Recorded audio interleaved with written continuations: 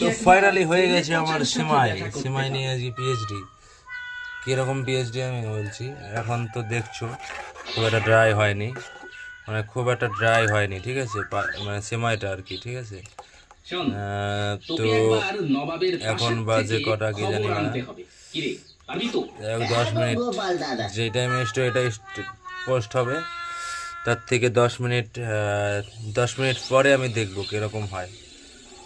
আজকেও বোকাচোদার মতন হয়ে গেছে কাজটা, কারণটা কি বলতো, দেখতে পাচ্ছ, লুক এট দিস, কিসমিসগুলা, আশা করি কিসমিসগুলো একটু ফুলবে, নেতানো অবস্থায় দেওয়া হয়ে গেছে কিসমিসগুলো। যেমন ভেবেছিলাম তেমনটাই হচ্ছে দেখছি।